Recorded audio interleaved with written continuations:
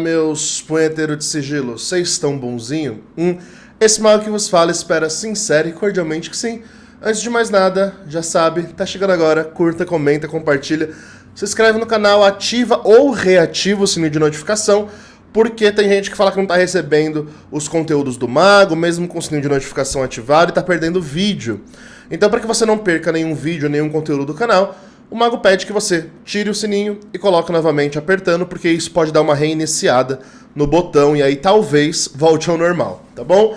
No mais, se puder, compartilhe num grupo de ocultismo, com aquele colega, com aquela pessoa que gosta de conteúdo ocultista, porque que a gente leva conteúdo ocultista a sério, sem entender muito para um lado de esquerda, para um lado de direita, no caminho do meio daquele jeito maroto. Bom, hoje, quarta-feira, dia de dúvidas dos inscritos no canal. Se você tem dúvida maior ou mais complexa, que não dá para ser respondida naqueles stories de 1 Minuto do Mago lá do Instagram, né? Inclusive, se não segue o Mago no Instagram, segue lá, @monge_a_mago, porque lá tem conteúdo a rodo, é por lá que o Mago fala mais perto com vocês, é por lá que a gente troca mais ideia, né? Então segue o Mago lá no Instagram, para não perder aí nenhum conteúdo menor, né? Que eu sempre posto por lá.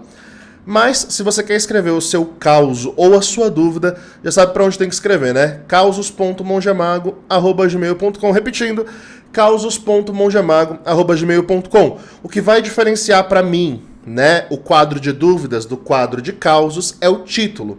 Então, se você for escrever uma dúvida para o mago reagir com resposta àquilo que você tem de indagação de ocultismo, e claro, que eu possa ajudar de alguma forma, né? Então você vai escrever no título do seu e-mail #dúvida, tá bom? Escreve #dúvida, porque aí o mago consegue identificar que você tem uma dúvida de ocultismo e não um caos. O meu relógio ficou doido, começou a falar comigo do nada. A Siri maluca. E se for causo, você inventa um título pro seu causo, sei lá. Fui abduzido e olha no que deu. Inventa qualquer coisa assim pra gente saber diferenciar o que é causo do que é dúvida. Mas hoje, quadro de dúvidas, vamos tentar responder, né? Eu não sei se eu vou dar conta de responder, às vezes tem coisa que eu não sei responder, mas se eu souber, vamos lá tentar ajudar vocês nas suas indagações. Vamos lá para a primeira pergunta. Bom dia, mago. Bom dia. Ou boa tarde, boa noite, depende da hora que você está vendo esse vídeo, né? Mago, uma pergunta. Por que os daimons na magia de Salomão se submetem a Jeová? Jeová tem mais poder que eles, uma vez que os daimons também são deuses pagãos? Essa pergunta é muito frequente para quem está iniciando no rolê, porque sempre vem essa questão, nossa, mas os daimons têm que se submeter ao Deus cristão, por que essa submissão existe? Os daimons então não são tão poderosos e etc, e etc, e etc. Mas numa compreensão mágica filosófica, é sempre a força sutil que organiza o caos, que é a força densa. A gente tem que parar de pensar nessas criaturas como seres mitológicos, porque senão a gente cai numa religiosidade e num dogmatismo efêmero, o que não se aplica para a prática mágica. Então, quando a gente pensar em seres como daimons, a gente tem que pensar em seres cuja natureza é o caos. A natureza deles é caótica, é a desordem, é a bagunça, é o caos. Agora, quando a gente pensa em força sutil, é a força que traz ordem para esse caos. Logo, de fato, a força sutil será superior à força caótica, no sentido de que organizará o caos. Essa é a única superioridade. E esse é o único motivo dessa submissão. Mas essa submissão não se dá apenas ao nome de Javé, Jeová, Adonai, ou nomes hebraicos, de um modo geral. Essa submissão existe em diversos panteões. Por exemplo, vamos pegar a Goétia histórica, né? Onde os goetés, né, da Grécia Antiga, eles invocavam no Triângulo da Arte, né? Antes da magia salomônica, bem antes, né? Os antigos gregos invocavam espíritos dos mortos nesse triângulo de manifestação. E qual era o nome de autoridade, já que não existia essa autoridade hebraica ali no helenismo, né? O nome de autoridade eram os deuses que comandavam os mortos. Então, Hécate, Anubis, Hades, eram esses os deuses que comandavam. Forças sutis de ordem, ligadas ao reino dos mortos, é claro, nesse caso específico, para trazer ordem ao caos. Então, quando a gente estuda religiões comparadas, a gente sempre vai perceber esse fenômeno. O bem, entre muitas aspas, é apenas uma nomenclatura, mas a energia de ordem organizando a energia de caos. E por isso que o caos se submete a nomes que ordenam ele. A palavra ordenar significa encaixotar, dar ordem, colocar limites, né? Organizar aquela coisa. Isso é por ordem. Então é assim que a gente tem que entender essa submissão espiritual. Não num sentido dogmático de anjo brigando contra demônio numa rinha eterna que, ó meu Deus, né? Isso é uma visão cosmogônica, uma visão puramente religiosa. Agora, o que transcende a visão religiosa é o que a gente, como magistas, precisa se atentar. E o que transcende a visão religiosa nesse aspecto, né, de daimons e nomes divinos?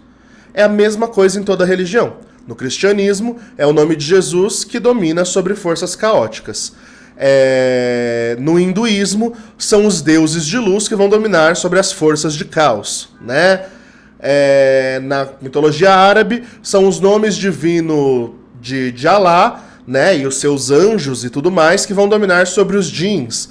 Na cultura oriental, shintoísta, no helenismo, são os deuses que vão governar sobre os cacodaimos, e por aí vai. Então, em todas as religiões vai existir esse princípio, tá? Da força de luz, que seria a força mais elevada, a inteligência mais elevada, dominando sobre a força de caos. Quer aceitar isso, não quer aceitar isso, aí vai reclamar com as divindades de todos os panteões. Mas fato é que essa força funciona desse jeito. É por isso, por exemplo, que não faz muito sentido a gente pensar numa goétia luciferiana. E isso pode ser polêmico. Mas como que você vai usar força de caos para ordenar o caos? Sendo que caos com caos só gera mais caos. Entende? Então é um pouco polêmica essa questão, mas é claro, cada um sai o que quer, faz o que quer. Eu estou apenas aqui trazendo a visão hermética da situação, né? Numa visão hermética, é sempre uma força divina que domina e ordena a força inferior, a força caótica no caso, né? E claro que você pode cultuar a força caótica livremente, isso é questão pessoal. Agora, que não dá para negar que existe essa organização da energia universal, isso é fato, né? E esse é o motivo. Espero ter ajudado. Vamos lá. Próxima dúvida de hoje. Eita, que a pessoa mandou 2 dúvidas. Vamos lá. Oi, Mago, tudo tranquilo? Tudo tranquilo, e você, querido? Queria tirar umas dúvidas, bora lá. 1. Você acredita que podemos ter mais afinidade ou facilidade com certos daimons? Eu não sei se você conhece mapas sefiróticos, mas eu ando estudando bastante o meu com anjos, mas percebo que existe a contraparte com os daimons. Por exemplo, em Tiferet eu tenho uma Bel. E sua contraparte demoníaca é Zagan, ou seja, o anjo que frustra Zagan é uma Bel, como muitos preferem falar. Com as experiências que você teve e alguma percepção se isso ocorre? E já engatando outra dúvida segunda dúvida. A maioria das pessoas tem essa visão da dualidade que separa os anjos dos demônios. Entre parênteses, e nós ficamos no meio. Mas desde que eu comecei a estudar o hermetismo, algo não sai da minha cabeça. Se o que está acima é como o que está abaixo e o que está dentro é como o que está fora, e pela lei da polaridade, frio e calor, na verdade são a mesma coisa, na sua opinião, anjo ou demônio não poderia ser o mesmo ser que se utiliza de roupagens, trejeitos, manifestações e energias diferentes? por essa segunda dúvida que me faz te questionar a primeira dúvida. Te acho incrível e um sacerdote seríssimo. Obrigado. Parabéns pelos conteúdos que produz e pelo seu trabalho. Abraços. PS. Eu nunca fiz evocações porque eu sou meio cagado e provavelmente sem preparo para isso. Mas se um dia eu fosse fazer, gostaria de saber sobre essas questões. Tá, vamos lá. Querido, tentar elucidar isso aqui para você. A verdade é que sim. Existem entidades que nós temos mais afinidade e entidades que nós teremos menos afinidade. E isso pode se dar por dois motivos. Primeiro, a constituição energética da entidade, do ser que você vai acessar. Segundo, pela personalidade daquele ser, né? E aí, eu não entendo muito desses mapeamentos sefiróticos que a galera faz. Eu não manjo muito desse rolê. Mas, conhecendo um pouco disso, eu não sei se tem muita relação direta. Mas, dado que uma correlação astrológica energética tem a ver, pode-se fazer uma comparação equivalente dos planetas com as Séfiras, né? Então, dá pra fazer essa ligação sim.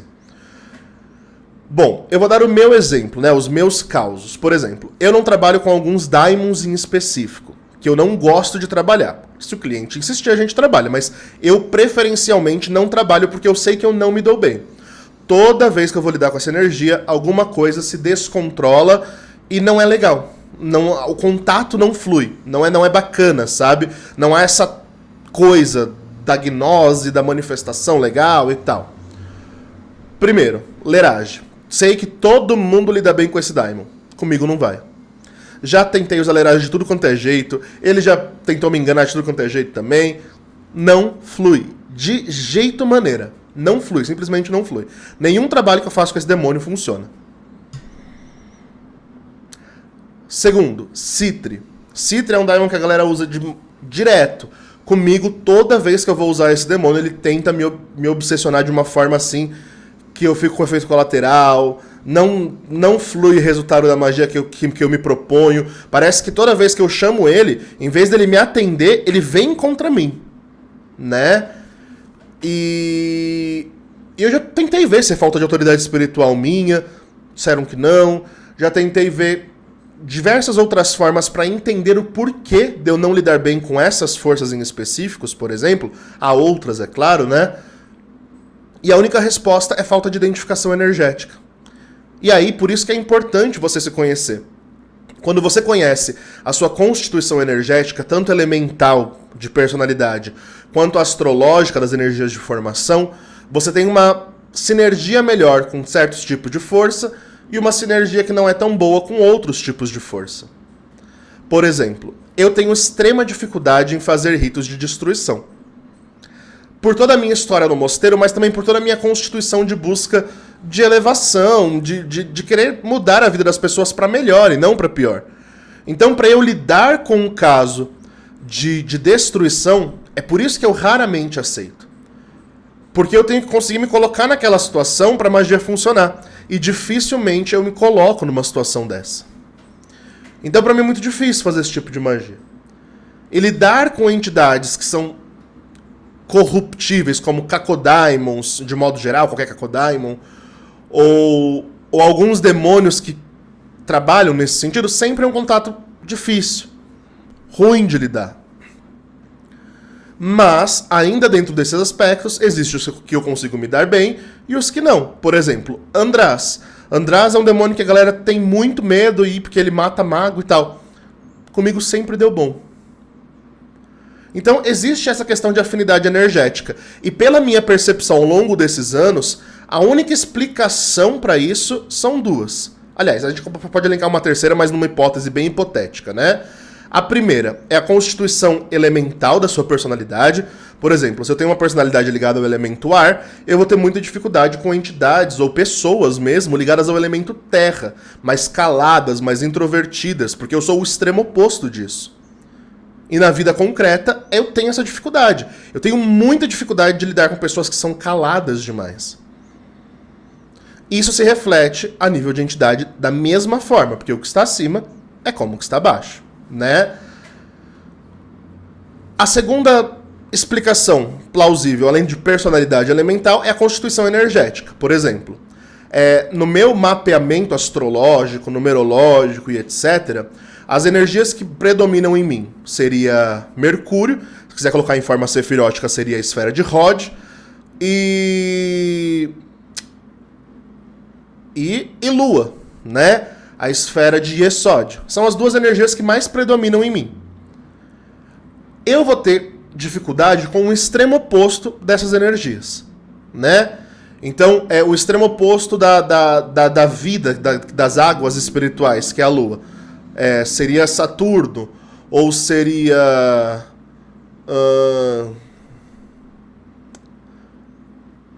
Marte, talvez, né? Antítese direta. E o que eu vou ter mais proximidade? Vênus, eu vou ter mais proximidade com Tiferet, eu vou ter mais proximidade com Júpiter, né? Com Recede e por aí vai. Então, automaticamente, essa constituição energética também vai para as entidades que se correlacionam com essas esferas, com esses planetas e tudo mais.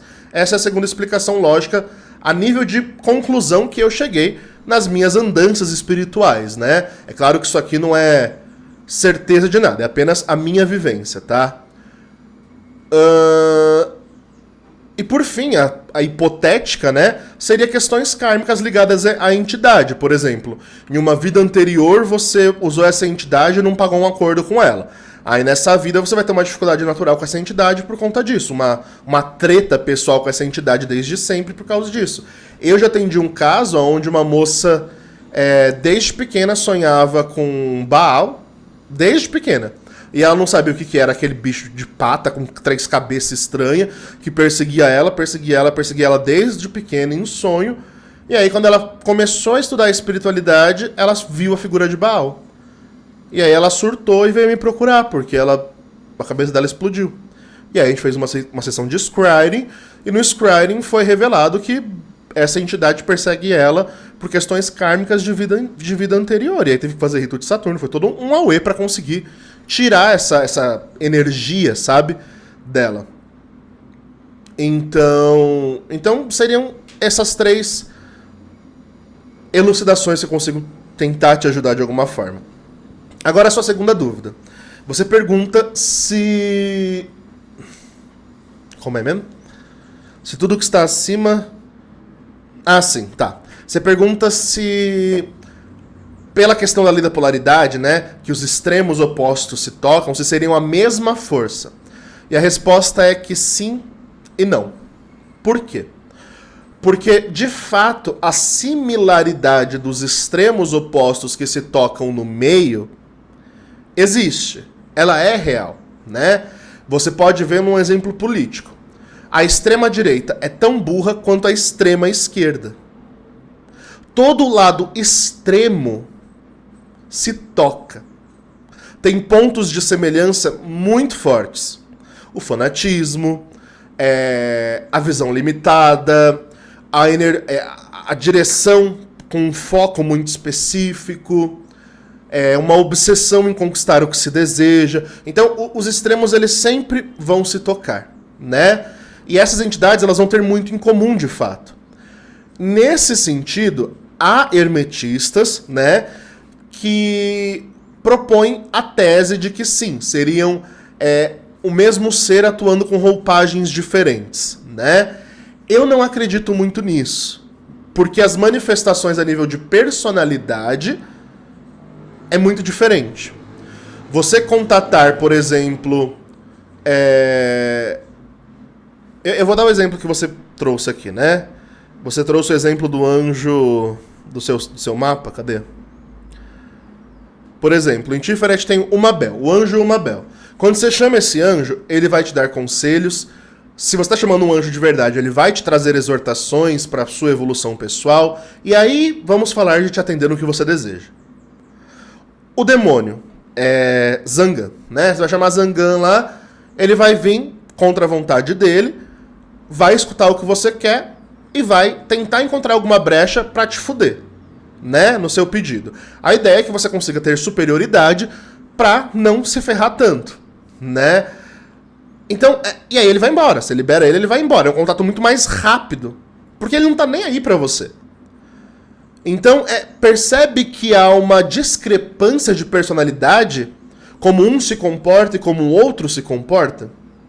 E isso não tem a ver diretamente com a energia desse ser. Tem a ver com a persona dele. Então, eu acho meio complexo a gente elencar uma mesma persona por detrás de ambas as coisas. Ainda que, né, se nós humanos conseguimos mudar tanto, por exemplo, um ator, quando vai interpretar um vilão e quando vai interpretar um mocinho, consegue mudar as suas roupagens, né? Poderia-se dizer, né, nesse sentido, que esta persona por detrás desses extremos poderia trocar essa roupagem, né? Atuar de formas diferentes. Só que aí não faria muito sentido, né? Uma vez que isso ia contra a lei de causa e ordem do universo. Se há forças e agentes que trabalham para o caos, para a força destrutiva e decompositora do universo, que vem da fonte primordial, e forças que trabalham para a construção e equilíbrio disso, elas não podem ser o mesmo ser. Essa é a conclusão que eu chego. Posso estar viajando na maionese? Posso.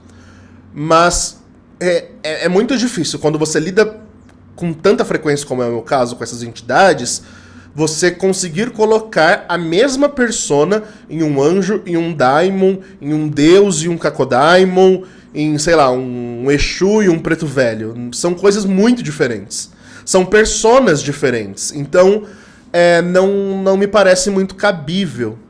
Pela questão da persona, tá? A personalidade que se manifesta é muito diferente. Mas é tão absurdamente diferente que não me parece ser uma questão de atuação. Porque numa atuação, um ator ele não tem uma ligação direta com o telespectador dele, por exemplo. O ator, ele não quer destruir a vida de quem está assistindo a sua peça ou construir algo muito elevado. Talvez construir até queira. Mas destruir não. Por que um mesmo ser, uma mesma persona espiritual, ia vir para te destruir ou para tentar encontrar brechas para transformar sua vida em caos, e esta mesma persona ia querer te dar conselhos para sua evolução? Não faz muito sentido. Ao menos na minha cabeça não faz. Né? Não sei, vocês aí no comentário se discordar, se tiver uma opinião diferente, ou se concordar comigo, coloca aí também sua opinião nos comentários, porque isso ajuda a comunidade, né, a crescer. Então comenta aí o que vocês acham, mas na minha visão, não. São personas diferentes, entidades diferentes, atuando em situações diferentes. Ainda que, pelos extremos, a energia haja pontos de semelhança, sim. Tá bom? Espero ter ajudado em vez de confundir mais. Bora lá, mais uma dúvida pra gente terminar o vídeo de hoje.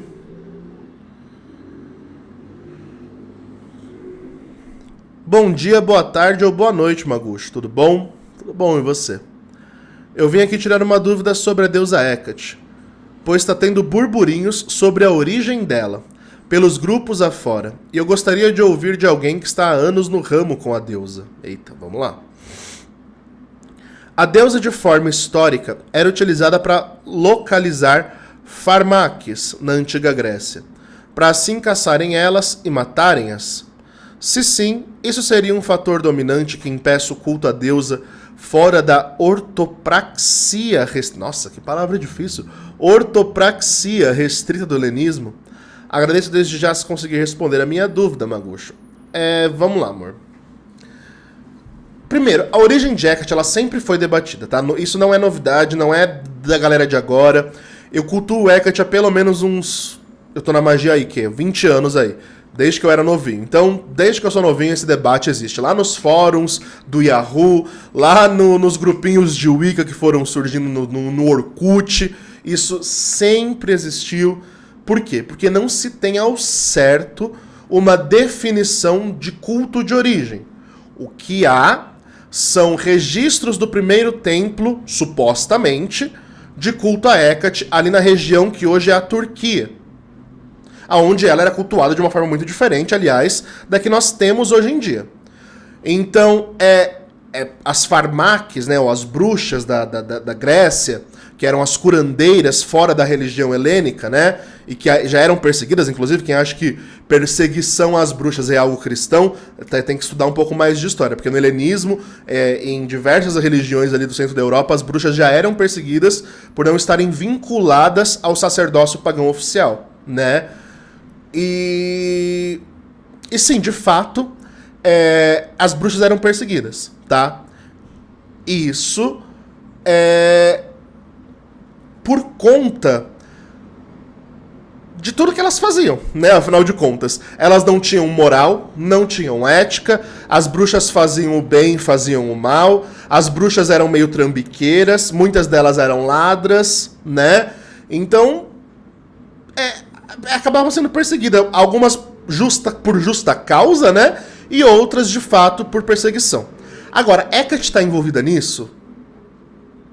Há gente que diz que sim, há gente que diz que não. Até onde eu estudei, Hecate era cultuada por essas bruxas. Por quê? Porque Hecate ela era uma deusa, na Grécia, sobretudo quando o culto se expande para a Grécia tardia, para o helenismo tardio ali, Hecate ela é cultuada como uma deusa densa, como uma deusa do submundo, né? E ela é usada em ritos de feitiçaria e de goetia. Os papiros mágicos gregos nos provam isso. Lá tem feitiço de Hecate Erototokos, feitiço de Hecate Einalion, feitiço de Hecate para aquietar os mortos, o triângulo mágico, né, de goetia de Hecate, tudo tá lá. Então dizer que Hecate era uma deusa usada para perseguir bruxas me parece muito estranho. Outra coisa muito estranha é um helenismo ortopraxista ou ortodoxista cultuar tanto Hecate. Porque o culto a Hecate dentro de um helenismo oficial, ele era bem inferior, assim. Ele não era um culto como hoje em dia. Hecate é tratada como uma grande deusa. Hecate ela era uma agregada do submundo. Então, por exemplo, ia festejar Hermes, em um festejo específico, festejava a união de Hermes com Hecate no mito do rapto de Perséfone. Ia celebrar Hades, celebrava Hades e Hecate no submundo. Hecate era sempre uma agregada ali. Tanto que na Grécia mesmo, ela não vai ter muitos templos. Ela vai ter imagem nas encruzilhadas, entradas e saídas, porque ela abençoava os viajantes. Mas não tem um sacerdócio muito régio, um culto muito expandido na região da Grécia que cultuasse, né, Hecate. Por quê? Porque ela já era invocada diretamente por bruxas, por goetés, os goetas, né, que eram os praticantes de Goécia. E a Goécia é grega, eu tô falando. Não tô falando de Goécia salomônica, não. Tô falando da Goétia que evocava os espíritos dos mortos inquietos para lidar com situações. E Hecate estava sempre no meio disso, ela era a rainha desses espíritos, né? Então me parece muito contraditório essas informações que estão surgindo por aí. Claro, a gente teria que embasar em uma pesquisa histórica. Até onde eu estudei livros sobre Hecate, sobretudo livros de história, sobre a deusa, suas estátuas, o seu culto e tudo mais, tudo é muito fragmentado. Muito fragmentado.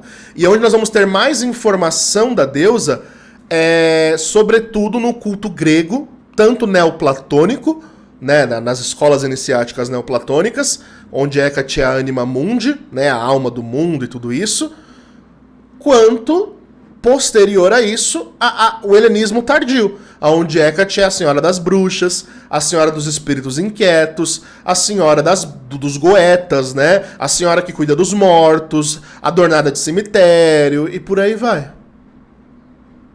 Então a gente percebe que o culto a Hecate ele era tanto mais doméstico, a nível de cultuar em casa. Era comum as pessoas terem na porta de sua casa uma deusa Hecate, assim como tem um Exu hoje em dia, né? Muita gente tem Exu na porta de casa para guardar a porta da casa. Na época tinha a Hecate lá na Grécia, né? Colocava a Hecate lá na frente da casa para ela guardar a casa contra espírito ruim, né? E tinha-se esse costume, né? Mas isso não era algo oficial do sacerdócio helênico, não. Então é muito contraditória essas informações que você trouxe. Não me parecem muito congruentes, não. Não com aquilo que eu já estudei, é claro. Lembrando que eu estou respondendo de cabeça, eu estou sem nenhum livro, eu não estou com nenhuma fonte de informação, senão aquilo que eu estou lembrando aqui na hora. Pode ser que eu esteja errado? Pode. Inclusive, se eu tiver algum historiador, algum hecatino aí mais devoto ou mais conhecedor, puder escrever sobre nos comentários, a gente agradece. Mas até onde eu estudei e sei, o culto a Hecate ele é fragmentado, ele sobreviveu desde sempre nas periferias, nas margens da sociedade, e é assim que ele chegou até nós hoje em dia. Culto a Hecate nunca foi um culto amorzinho, né? Quando foi, é lá nesse templo da Turquia, onde Hecate era a deusa dos limiares, onde Hecate era a deusa, a nutriz das jovens, a senhora dos partos, a que trazia felicidade para os novos... para as novas crianças que estavam nascendo, para os recém-nascidos e tudo mais. Mas isso foi o culto primitivo de Hecate, supostamente. Porque tem teorias que o culto de Hecate veio do Oriente para o Ocidente, né? Que antes do culto ali onde hoje em dia é a Turquia, esse culto de Hecate já existia lá pro lado das Arábia. É verdade? Não é verdade? Aí entra uma questão de não sabemos. Mas o templo oficial que nós temos de Hecate ficava ali na Turquia, né? E ali ela era cultuada como uma deusa de luz, e depois ela passa a ter um culto meio que agregado à Grécia de uma forma meio densa. E no helenismo não é tão... Na religião, né, helênica, ela não é uma deusa principal. Compara o culto de Hecate com o culto de Apolo ou de Afrodite, por exemplo, você vai ver a discrepância. Estudando história, tá? Você vai ver a discrepância, né? E é isso, né? Não tem muito mais o que falar, mas me parece meio infundada essa informação de uma Hecate ligada a cultos ortodoxos helênicos. Não me parece muito... Não me parece muito plausível, sabe? Mas é isso. E é isso, gente. Então esses foram os vídeos de hoje. Eu espero que vocês... Os vídeos não, né? Os causos de hoje. Eu espero... Eita, causos também não. As dúvidas de hoje. Eu espero que vocês tenham gostado. Não esquece de escrever suas dúvidas, né? Se tiver dúvidas como essas que são maiores, mais complexas, e quiserem colocar aqui pro mago poder tentar ajudar vocês de alguma forma, né? Escreve para causos.monjamago@gmail.com. Bom, gente, vamos lá. Se vocês estão vendo esse vídeo quando ele sair, nós temos vagas pro rito de Gremory. Rito coletivo desse mês vai ser com a Duquesa Gremory. Rito de luxúria, de magnetismo sexual e tudo mais. Vai ser bem intenso, né? E a gente espera que tudo dê certo, né? O grupo já tá pegando fogo, né? De participação. É um rito que, se você vir, né, já tem que saber que o grupo rola muita putaria. É pra promover a egrégora, a galera se expõe mesmo, e tá certo, tem mais que se expor. Se você é muito conservador, tem namorada ciumenta, gente, não entra, tá? Não entra, porque depois dá ruim pra vocês, vão acusar o mago, tá bom? Mas, se você quer esse poder de luxúria, de magnetismo sexual, trabalha com a sua autoimagem, e quer vender e etc., também serve pra você, tá bom? Não é só pra quem quer transar, é principalmente pra quem quer transar. Mas para aumentar o seu magnetismo, seu poder de atração para a sua imagem, funciona muito bem também. Tá bom, gente? Também, se você quer fazer uma leitura com o mago, leitura de mãos, mapeamento das mãos, né? O mago abriu leitura de mãos recentemente. Leitura de Scrying, que é bola de cristal. Leitura enoquiana com o oráculo dos anjos. Leitura de Hecate com o oráculo da deusa. Leitura de tarô, leitura de baralho cigano. Chama que a gente agenda. Ritos de magia com o mago custam, em média, R$2.000. Se você quer fazer, chama, mas saiba que já é mais ou menos esse preço aí, tá bom? No mais, fiquem bem, acreditem na magia que existe dentro de vocês e falou!